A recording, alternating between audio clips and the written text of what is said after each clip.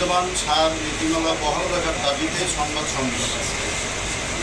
Bangladesh party association জেলা ইউনিটের পক্ষে বিদ্যমান সার নীতিমালা বহাল রাখার দাবিতে সাংবাদিক সম্মেলন। প্রিয় সাংবাদিকবৃন্দ, আমরা কিছুদিন থেকে লক্ষ্য করছি যে বিভিন্ন জাতীয় দৈনিক পত্রিকা ও গত 25/9/2025 তারিখে মাননীয় কৃষি উপদেষ্টা মহোদয় সংবাদ সম্মেলনে সার বিলের নিয়োগ ও সার বিতরণ সংক্রান্ত সম্মিলিত নীতিমালা 2025 প্রণয়ন হতে যাচ্ছে।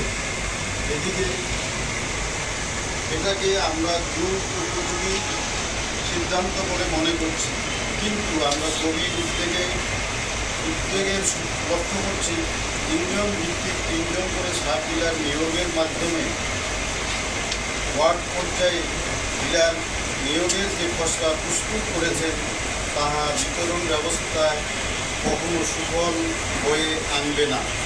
কারণ হিসেবে অবকাঠামোগত ঘাটতি, পরিবহন ব্যবস্থার ঘাটতি ও আর্থিক ব্যাপারে নিরাপত্তা এর কথা বলা যেতে পারে।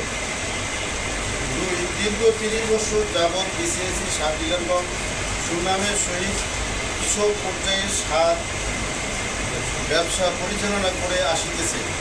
কোটি কোটি টাকা বিনিয়োগের মাধ্যমে ও নিরবিচ্ছিন্ন সেবা দানের মাধ্যমে কৃষকের ফসল উৎপাদনে বলিষ্ঠ ভূমিকা রাখছে।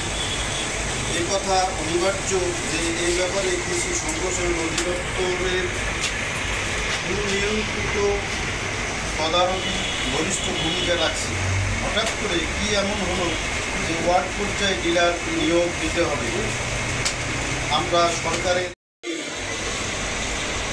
প্রিয় সাংবাদিক বন্ধু, আসসালামু আলাইকুম। বন্ধুগণ যারা আছেন, আলাদা আমরা সার নিয়ে বিসিএসি সার ডিলারেরা বিভিন্ন সমস্যার সম্মুখীন হচ্ছি। এই সমস্যাগুলো আমরা লিখিতভাবে আমরা সাংবাদিকদের হাতে তুলে দেব। এই আশা, এই আকাঙ্ক্ষায় আমরা আজকে প্রেস ক্লাবে উপস্থিত হয়েছি। আমি এনাদের বিসিএসি ডিলারদের পক্ষ থেকে প্রিয় সাংবাদিক বন্ধুর কাছে আশা রাখব তারা চ্যালেঞ্জ এবং পেপারে এগুলো তুলে দেওয়ার জন্য আমি সাংবাদিকের পক্ষ থেকে আবারও তাদেরকে অনুরোধ জানাচ্ছি।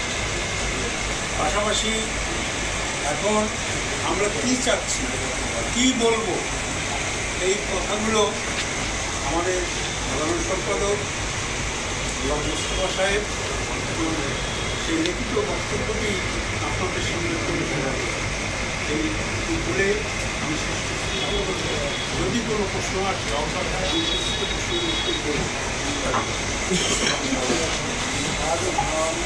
জেলা পরিষদ বলতে পারবো না, আমাদের সেন্ট্রাল সেই আঙ্গিকে আজকে যেই আপনাদের দ্বারে যে আমরা আসছি এটা আমাদের